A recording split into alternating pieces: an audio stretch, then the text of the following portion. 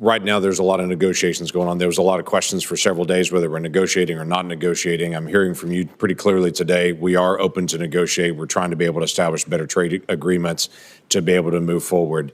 Do you have any timeline on certain countries or places that you have set internally to say we hope to have negotiations complete by this point? Obviously, negotiations can extend out as long as they have to, but is there a timeline you're dealing with?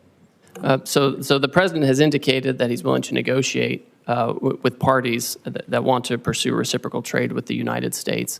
We don't have any particular timeline set on that because, as you pointed out, Senator, the outcome is more important than setting something artificially for us. What I can say is I'm moving as quickly as possible, and a lot of these countries are moving very quickly, and we're working on the weekends, we're working at night as folks want to engage on this. Now, I will say, I know you want to ask something. The trade deficit has been decades in the making, and it's not going to be solved overnight. Right. Yeah, everyone understands that well, and everyone that I talk to is grateful that we're actually attacking the trade deficit issue and try to be able to bring down barriers to trade. They also want to get a timeline. Let me give you, for instance, I've got an Oklahoma company that several years ago spent millions of dollars to be able to move out of China. They moved into Vietnam for production because literally there was what they're producing, the parts were not created in America. So they were looking for other places to go. They spent all the money, spent all the time, shifted out of China, got to Vietnam, and established there. Now they're saying we've got giant costs in Vietnam at this point.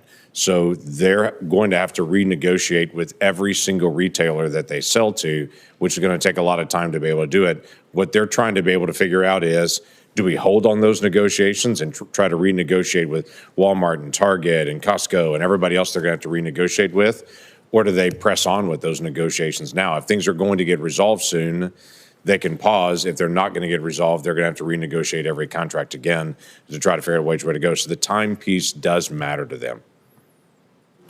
Senator, I understand completely. And Vietnam is one of those countries that understands that it is, frankly, one of the major targets of this action because their trade surplus with us is so lopsided. I think it's every $15 they export to us, we send them $1, and they remain closed to our exports where we can be in competitive agriculture, et cetera. But they've come to the table with an offer, right? We didn't go out and say, please come talk to us. They beat down our door and they want to talk about it. I don't anticipate that we're ever going to have equal trade with Vietnam. We're a much larger economy than they are, but bringing down the trade barriers would be helpful so that they would accept American products to be sold there.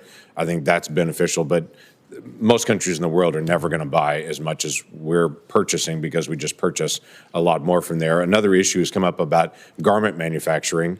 Obviously, this is a challenge. We'll have different pieces that are bought from different countries.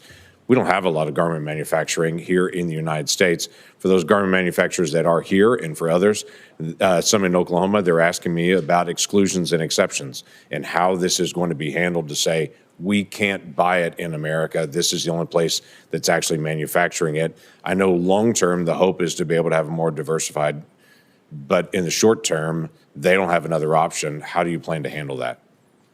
Senator, the president has been clear with me and with others that he does not intend to have exclusions and exemptions, especially given the nature of the action. If you have Swiss cheese in the action, it can undermine the overall point, which is to get rid of the deficit, achieve reciprocity.